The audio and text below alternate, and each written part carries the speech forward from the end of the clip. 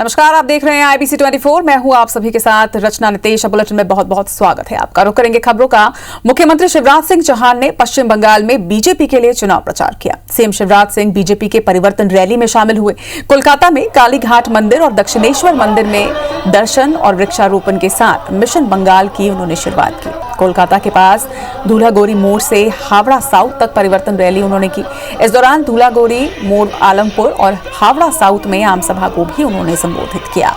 CM ने कहा कि पश्चिम बंगाल में बीजेपी की आंधी चल रही है। ममता दीदी घबराई हुई हैं और इसलिए परिवर्तन रैलियों पर हमले भी किए जा रहे हैं। लेकिन ममता दीदी के कुशासन, गुंडागर्दी, लूट और भ्रष्टाचार के खिलाफ पश्चिम बंगाल उठकर खड़ा हो गया है।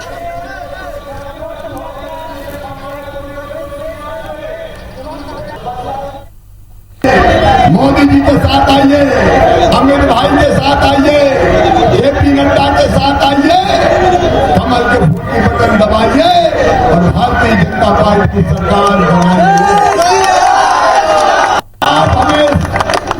आप हमें समर्थन दीजिए, हम आपको परिवर्तन देंगे।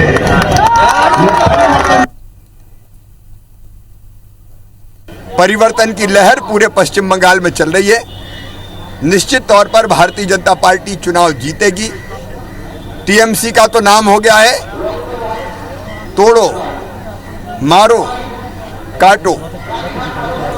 130 से ज्यादा कार्यकर्ताओं ने बलिदान दिया है भारतीय जनता पार्टी के। उनका बलिदान व्यर्थ नहीं जाएगा और 2 मई दीदी गई, भाजपा आई। ज्यादा जानकारी के साथ हमारे सहयोगी सुधीर दंडौतिया हमारे साथ न्यूज रूम से जुड़ रहे हैं। सुधीर, लगभग सभी दिग्गज नेता जो है वो मिशन बंगाल पर हैं और जिस तरह से आज सीएम शिवराज ने दीदी गई भाजपा आई का ये जो नारा दिया है, ये भाजपा के मूड और मोड दोनों को दर्शा रहा है। देखिए, बिल्कुल बात करें तृणमूल कांग्रेस का हमेशा मुकाबला जो है पश्चिम बंगाल के अंदर लेफ्ट या फिर कांग्रेस से हुआ करता था, पर लेकिन पहली बार सीधे मुकाबले में भारतीय जनता पार्टी नजर आ रही है। और भारतीय जनता पार्टी न केवल मुकाबले में नजर आ रही है बल्कि बीजेपी के नेताओं का दावा है कि 200 से ज्यादा सीटें जीतकर बीजेपी पश्चिम बंगाल में सरकार बनाएगी।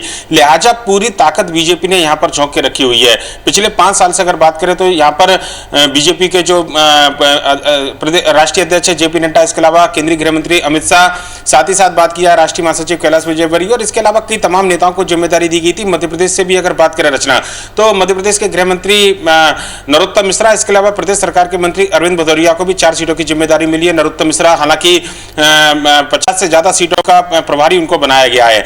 आज पहली बार मुख्यमंत्री शिवराज सिंह चौहान पश्चिम बंगाल के चुनाव प्रचार में मैदान में उतर कर आए हैं। आक्रामक तेवर थे मुख्यमंत्री के और पश्चिम बंगाल में दर्शन के साथ उन्होंने, जो कालीघाट मंदिर है वहां पर दर्शन के साथ उन्होंने शुरुआत की। दक्षिणेश्वर मंदिर में भी मुख्यमंत्री शिवराज सिंह चौहान गए और उसके बाद में ममता बनर्जी की सरकार पर तीखा हमला बोला।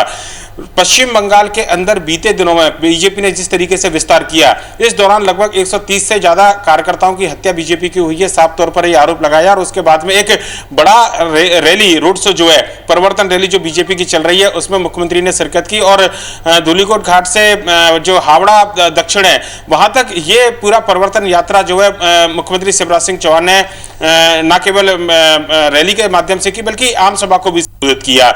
ममता बनर्जी की विदाई मुख्यमंत्री ने बताई है कि 2 मई को होगी और बीजेपी का शासन बनेगा, कम से कम उनके बयान से साफ नजर आता है। पहले इससे पहले भाषणों के दौरान काफी ज्यादा आक्रामक तेवर जो है मुख्यमंत्री शिवराज सिंह चौहान के नजर आए। केंद्र सरकार की योजनाओं की बात करें, खासकर किसानों के लिए जो 6000 रुपए की जो राशि केंद्र सरकार को देनी थी उसका ना मिलने का जिक्र यहां पर किया गया। इसके अलावा अगर बात की जाए तो परिवर्तन रैली जिस तरीके से बीजेपी के नेता कर रहे हैं, इसको ममता बनर्जी की सरकार, तृणमूल कांग्रेस की सरकार के में आखिरी कील ताबूत के अंदर ये भी अपने भाषण में मुख्यमंत्री शिवराज सिंह चौहान ने कहा है। वहीं पर टीएमसी को लेकर जो हिंसा पश्चिम बंगाल के चुनाव से पहले और चुनाव के दौरान देखने को मिल रही है, टीएमसी का नया एक नाम जो है, राजनीतिक नाम जो है, वो मुख्यमंत्री शिवराज सिंह चौहान ने रखा है। और टीएमसी का मतलब तोड़ो मारो और काटो, ये शिवराज सिंह चौहान ने आज रैली के दौरान बताया है। मुख्यमंत्री की आज चुनावी ये पहली सभा है और ये माना जा रहा है कि जिस तरीके से शिवराज सिंह चौहान मध्य प्रदेश में एक बड़े चेहरे के तौर पर, जनता के मास लीडर के तौर पर उनकी पहचान है और देश भर में अलग अलग जगहों पर चुनाव प्रचार में उनका इस्तेमाल बीजेपी करती रही है। आने वाले दिनों में और भी दौरे शिवराज सिंह चौहान के होंगे और आज पहला दौरा कहना होगा कि काफी आक्रामक दौरा ममता बनर्जी और उनकी सरकार पर तीखे हमले जो है वो शिवराज सिंह चौहान ने बोले हैं। रचना, बिल्कुल सुधीर, देखना यह भी होगा कि ममता दीदी का इस पर क्या प्रतिक्रिया आती है। तमाम जानकारी के लिए आपका बहुत बहुत शुक्रिया। ये तो देश के विभिन्न राज्यों के वरिष्ठ भाजपा नेताओं को पश्चिम बंगाल में पार्टी के चुनाव अभियान में सक्रिय भागीदारी सुनिश्चित करने की जिम्मेदारी सौंपी गई है। लेकिन अगर इन चेहरों पर गौर किया जाए तो पार्टी ने सबसे अधिक भरोसा मध्य प्रदेश के अपने वरिष्ठ नेताओं पर जताया है। कैलाश विजयवर्गीय, नरोत्तम मिश्रा के साथ मध्य प्रदेश में सत्ता परिवर्तन में अहम भूमिका निभाने वाले शिवराज कैबिनेट के मंत्री अरविंद भदौरिया को पार्टी ने बंगाल में 4 विधानसभा क्षेत्रों की जिम्मेदारी सौंपी है। अरविंद भदौरिया को बंगाल की हुगली के जंगीपुरा, हरिपाल, धनियाखाली और तारकेश्वर क्षेत्र की जिम्मेदारी दी गई है। बता दें कि अरविंद भदौरिया ने पश्चिम बंगाल में जिम्मेदारी मिलने के बाद ममता बनर्जी की विदाई और बीजेपी की सरकार बनने के दावे किए हैं। तो ऐसे हमको जो है ना एक सांगीपाड़ा है, हरपालपुर विधानसभा, धनेखली है, तारकेश्वर, तो वहाँ पे हमारी पूरी बातचीत हो गई है। हमने पूरा वहाँ का डिटेल निकाल लिया, क्योंकि बगैर आंकड़ों के मुद्दों के आधार पर नहीं जाते, इसलिए पूरी कंप्लीट तैयारी के साथ हम लोग पूरे समय वहाँ पे टिकेंगे जब तक चुनाव होगा। चुनाव के बाद ही मैं वहाँ से वापस आऊँगा। तो इसलिए पूर्ण मनोयोग के साथ भारतीय जनता पार्टी की सरकार बने, इसके लिए हम लोग प्रयास करें। नाथूराम गोडसे समर्थक बाबूलाल चौरसिया को लेकर कांग्रेस में कलह खत्म होने का नाम नहीं ले रही। इसे लेकर पूर्व प्रदेश अध्यक्ष अरुण यादव और कांग्रेस विधायक प्रवीण पाठक अब आमने सामने हैं। तो वहीं कई वरिष्ठ नेता अरुण यादव पर अपनी राजनीति चमकाने का आरोप लगा रहे हैं। शनिवार को बुरहानपुर में पार्टी नेताओं को एकजुटता का पाठ पढ़ाने आए कांग्रेस के राष्ट्रीय महासचिव और प्रदेश प्रभारी मुकुल वास ने अरुण यादव, पूर्व मंत्री सचिन यादव को शहर में घुसते ही विरोध का सामना करना पड़ा। तो वहीं पीसीसी ने भी अरुण यादव को नसीहत दी है कि वो प्रदेश कांग्रेस के अध्यक्ष रहे हैं, केंद्र में मंत्री भी रहे हैं, उन्हें सड़क पर ऐसी बयानबाजी नहीं करनी चाहिए। जबकि बीजेपी नेता कांग्रेस में चल रहे कलह पर चुटकी ले रहे हैं। शिवराज सरकार के मंत्री विश्वास सारंग ने कहा कि सिर्फ टोपी पहन लेने और अपने नाम के आगे गांधी लगाने से गांधीगिरी नहीं होगी। यदि कोई गांधी की विचारधारा से जुड़ता है, गोडसे की विचारधारा को त्यागता है, तो निश्चित तौर पर उसका स्वागत करना चाहिए। लेकिन जो सवाल उठा रहे हैं, पार्टी फोरम में अपनी बात कहें तो कोई बुराई नहीं, लेकिन जो मीडिया में बढ़ चढ़ के बयान दे रहे हैं बेहद आपत्तिजनक, अनुशासनहीनता के दायरे में आ रहा है। लेकिन कुछ लोग तो सीधे नेतृत्व पे नाम लेके निशाना साध रहे हैं। तो ये लोग लगातार पार्टी विरोधी बयान देते हैं। ऐसे तत्वों के खिलाफ तो कड़ी कार्रवाई होना चाहिए। गांधी के नाम पर राजनीति करने वाले वो कांग्रेस के तथाकथित नेहरू परिवार के नेता, जिन्होंने गांधी शब्द चुराकर इस देश में राजनीति करने की कोशिश की। अब इंदिरा गांधी का गांधी सरनेम से क्या लेना देना था? राहुल गांधी, राजीव गांधी, सोनिया गांधी, प्रियंका गांधी का गांधी सरनेम से क्या लेना देना था? केवल गांधी के नाम पर वोट ले ले और टोपी पहनकर गांधीवादी अपने आप को प्रकट कर ले, उससे काम नहीं चलेगा। किसी ने कहा यूं ही न चल पड़ेगा जमाना किसी के साथ, नियत भी नेक चाहिए गांधीगिरी के साथ। गोडसे समर्थक के कांग्रेस में शामिल होने के बाद कांग्रेस में मची कलह पर मध्य प्रदेश भाजपा प्रदेश अध्यक्ष वीडी शर्मा ने निशाना साधते हुए कहा कि कांग्रेस में कोई विचारधारा नहीं है, उनके जो झगड़े हैं वो अपने अस्तित्व की लड़ाई लड़ रहे हैं। वहीं कोरोना वैक्सीन के दाम तय होने पर पूर्व सीएम कमलनाथ के ट्वीट पर उन्होंने कहा कि कमलनाथ ने तो कोविड के नाम पर एक सिरिंज भी उपलब्ध नहीं करा सके। जब कोरोना फैला था तब वो आईफा अवार्ड की तैयारियों में व्यस्त थे। उन्होंने ये भी कहा कि कांग्रेस एक परिवार का संगठन है जो गांधी जी के नाम से देश को गुमराह कर रही है। बाबूलाल चौरसिया हो या कोई हो, कांग्रेस का कोई विचार नहीं है। उनके जो झगड़े हैं वो अपने अस्तित्व की लड़ाई लड़ रहे हैं। कमलनाथ जी, आपने तो एक सिरिंज नहीं लाया, आपने तो एक पीपी किट लेकर के नहीं आए, आप तो प्रदेश को ऐसे ही झोंक के चले गए और आईपा बांट कर रहे थे। उन्होंने कहा आईपा, अरे कमलनाथ जी जवाब दें कि तुम आईपा बांट कर रहे थे, वो क्या था? कांग्रेस के अंदर कभी विचार था ही नहीं। कांग्रेस तो एक परिवार का संगठन है। एक दिवसीय प्रवास पर रीवा आए उच्च शिक्षा मंत्री मोहन यादव ने विधि महाविद्यालय के नए भवन का लोकार्पण किया, जिसकी लागत लगभग 6 करोड़ 13 लाख रुपए है। उच्च शिक्षा मंत्री ने डॉक्टर श्यामा प्रसाद मुखर्जी के बलिदान को याद करते हुए उनके नाम पर विधि महाविद्यालय के नाम रखे जाने की घोषणा की। इस दौरान मोहन यादव ने विधि महाविद्यालय में 5 वर्षीय पाठ्यक्रम शुरू करने की भी बात कही। समारोह में विशिष्ट कार्य के लिए छात्रों को सम्मानित किया गया। इसके अलावा मंत्री ने पार्किंग शेड का भी शिलान्यास किया। उच्च शिक्षा मंत्री ने कांग्रेस पर निशाना साधते हुए कहा कि कांग्रेस की सरकार में मैकाले की शिक्षा नीति लागू की गई है। उन्होंने जीतू पटवारी पर निशाना साधते हुए कहा कि कांग्रेस की सरकार जीतू पटवारी के कारण ही गई है और वो पार्टी के अंतर्कलह को अच्छे से जानते हैं। आज के बाद लॉ कॉलेज का नाम डॉक्टर श्यामा प्रसाद मुखर्जी के नाम पे करने की घोषणा की गई है। इसी के साथ साथ चूँकि यहाँ लॉ का 3 साल का ही पाठ्यक्रम लागू था, आने वाले समय में BA-LLB, BCom LLB, BBA LLB या और जो भी उचित समझेंगे सेल्फ फाइनेंस के माध्यम से सभी प्रकार से कोर्स चलाने की भी स्वीकृति प्रदान की गई है। राज्यसभा सांसद ज्योतिरादित्य सिंधिया ने आज शिवपुरी और गुना का दौरा किया। सिंधिया सर्किट हाउस पहुंचकर जनता की समस्याएं उन्होंने सुनी और निराकरण की पहल भी की। इस दौरान उनका भव्य स्वागत यहां किया गया। इसके बाद उन्होंने पत्रकारों से भी बातचीत की। कमलनाथ सरकार का नाम लिए बगैर उन्हें जन विरोधी भी उन्होंने बताया। इसके साथ ही मुख्यमंत्री शिवराज सिंह चौहान की तारीफ करते हुए कहा कि मौजूदा सरकार कोरोना की चुनौतियों से निपटने में सक्षम रही है। दूसरी तरफ आज ज्योतिरादित्य सिंधिया राज्यसभा सांसद बनने के बाद पहली बार गुना पहुंचे थे, जहां उन्होंने कई कार्यक्रमों में शिरकत की। सिंधिया ने म्याना में 15 करोड़ रुपए की लागत से बनने वाले SIRT ट्रेनिंग सेंटर का भूमि पूजन किया। इसके अलावा सिंधिया संजय स्टेडियम के पास चैंबर ऑफ कॉमर्स के 102 फीट के राष्ट्रीय ध्वज का ध्वजारोहण भी उन्होंने किया। साथ ही कांग्रेस को जमकर घेरा। घटना ये है कि आप लोग इस सीमित सोच में मत रखो। चाहे मैं लोकसभा का सांसद था, चाहे मैं सांसद नहीं था, चाहे अब मैं राज्यसभा का सांसद रहा हूँ, मेरी जिम्मेदारी इस क्षेत्र के प्रति सदैव थी, आज भी है और सदैव।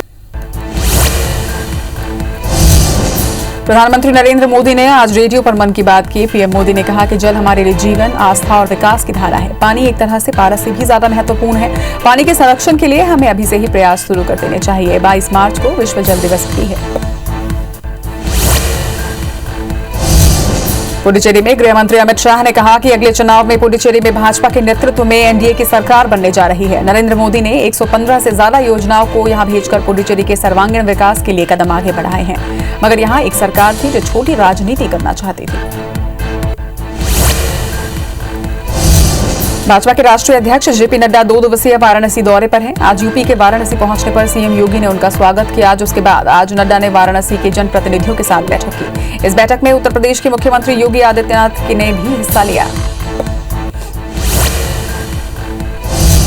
मध्य प्रदेश के सीएम शिवराज सिंह चौहान पश्चिम बंगाल के दौरे पर हैं। कोलकाता में सीएम शिवराज ने ममता सरकार पर हमला बोला। सीएम शिवराज ने कहा कि पश्चिम बंगाल में परिवर्तन की लहर चल रही है। पूरे बंगाल में भ्रष्टाचार का बोलबाला है। ममता दीदी ने केंद्र की योजनाओं का लाभ नहीं दिया।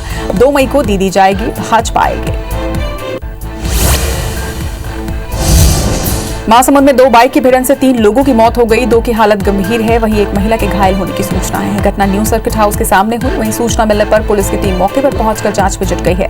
हादसे में 2 लोगों की स्पॉट पर ही मौत हो गई और एक की अस्पताल ले जाते समय मौत हुई। और खबरें विस्तार से। रायसेन की पठारी जिला जेल में एक महिला कैदी ने आज सुबह फांसी लगाकर आत्महत्या कर ली। महिला बेनीबाई जेल की बैरक में बंद थी। महिला कैदी ने साड़ी से फांसी लगाकर आत्महत्या की है। हालांकि अभी आत्महत्या के कारणों का पता नहीं चल पाया है। मृतक महिला पर 20 फरवरी को बेगमगंज के पास पति के साथ मिलकर फर्जी लूट की कहानी गढ़ने का आरोप है। महिला पर बेगमगंज थाने में मामला दर्ज है। वहीं महिला उसी मामले में बंद थी। महिला को उसके पति ने ही गोली मारकर लूट की फर्जी कहानी रची थी। वहीं घटना के बाद महिला का पति रोहित अस्पताल से फरार हो गया था। महिला के परिजनों को सूचना दे दी गई है। इधर ड्यूटी डॉक्टर ने फांसी से मौत की पुष्टि कर दी है। पूरे मामले में पोस्टमार्टम की रिपोर्ट का इंतजार है। हमें ऐसा लग रहा है कि हो सकता है उसकी मृत्यु जो है वो फांसी लगाने से हुई है। बाकी फिर भी हम अभी पोस्टमार्टम के बाद पता करेंगे कि हो सकता है जो भी है कॉज ऑफ डेथ वो पोस्टमार्टम के बाद ही पता चलेगा। इधर ग्वालियर के सेवानगर में दहेज के लालच में एक महिला पर उसके पति और सास ने मिट्टी तेल डालकर जलाने की कोशिश की, जिससे पीड़ित महिला 70% जल गई और फिलहाल अस्पताल में गंभीर हालत में भर्ती है। मामले में पुलिस ने आरोपी पति को गिरफ्तार कर लिया है, जबकि आरोपी सास फरार बताई जा रही है। दरअसल 2 साल पहले महिला की शादी हुई थी, जो उसके बाद से ही उसके पति और सास ने दहेज की मांग करनी शुरू कर दी थी। जब महिला ने दहेज देने से मना किया तो दोनों ने महिला पर मिट्टी का तेल डालकर उसे आग लगा दी और वहां से भाग निकले, जिसके बाद पड़ोसी पीड़ित महिला को अस्पताल लेकर पहुंचे, जहां वो 70% जल चुकी थी। महिला के बयान के आधार पर आरोपी पति को पुलिस ने गिरफ्तार कर लिया है और आरोपी सास की तलाश जारी है। एक 90 वायता के जलने की खबर आई। पुलिस पहुंची तो पता चला कि 90 वायता को उसके पति और सास द्वारा प्रताड़ित किया गया और जिसके कारण उसको जलाया गया और इलाज के लिए जीएच में भर्ती होने के बाद पुलिस ने प्रकरण पंजीबद्ध कर लिया है। आरोपी पति की गिरफ्तारी हो गई है और सास के गिरफ्तारी के प्रयास कर रहे हैं। भोपाल साइबर सेल ने एमबीबीएस में काउंसलिंग और दाखिले के नाम पर ठगी करने वाले गिरोह को गिरफ्तार करने वालों के खिलाफ पुलिस ने अब मोर्चा खोल दिया है। पुलिस ठगे गए छात्रों से संपर्क कर रही है, जिससे ज्यादा मामले आरोपियों के खिलाफ दर्ज हो सके, जिससे सख्त से सख्त सजा इस गिरोह के लोगों को मिल सके। साइबर क्राइम पुलिस ने ठगे गए छात्राओं से संपर्क करने के लिए एक कॉल सेंटर भी खोला है। मामले में खुलासे के बाद कुछ छात्र पुलिस से खुद संपर्क कर रहे हैं। साइबर क्राइम सेल अब तक 3 जिलों में एफआईआर दर्ज करा चुकी है, जिसमें भोपाल, रीवा और शिवपुरी भी शामिल हैं। दरअसल आरोपियों ने नीट की फर्जी वेबसाइट बनाकर छात्रों से दाखिले और एडमिशन के नाम पर 5 महीने में 12 राज्यों से करोड़ों रुपए की अवैध वसूली की थी। पुलिस ने इन ठगों के कब्जे से 15 computer, 12 laptop, 27 mobile, 13 ATM card, 1 passport, 2 chequebook और अन्य दस्तावेज जब्त किए थे। 172 लोग ऑल ओवर इंडिया इसमें विक्टिम हैं, लेकिन एमपी के उसमें से सिर्फ 26 लोग थे। तो बाकी लोगों के लिए हम लोगों ने उनको मेल आईडी थी उनकी, तो मेल कर दिए हैं। इसके अलावा हम खुद भी एक कॉल सेंटर जैसे बना के रखे हुए हैं, तो सबको कांटेक्ट कर रहे हैं। जैसे ही विक्टिम वहाँ एफआईआर करते हैं वो हमको मिलेगी, हम उसको अपने इन्वेस्टिगेशन में ले लेंगे। नीट काउंसलिंग के नाम पे ठगी का जैसे मामला सामने आया तो हमारी टीम ने दिन रात मेहनत करके सभी जानकारी प्राप्त करके आरोपियों को पकड़ा। उसके बाद सभी जो भी विक्टिम थे हमारे, जिनके साथ धोखाधड़ी की गई, वो सभी को कॉन्टैक्ट कर रहे हैं कि अधिक से अधिक एफआईआर करें और उनको ज़्यादा से ज़्यादा एफआईआर होगी तो अधिक से अधिक सजा पड़ने की संभावना। इसी के साथ बुलेटिन में फिलहाल इतना ही। नमस्कार।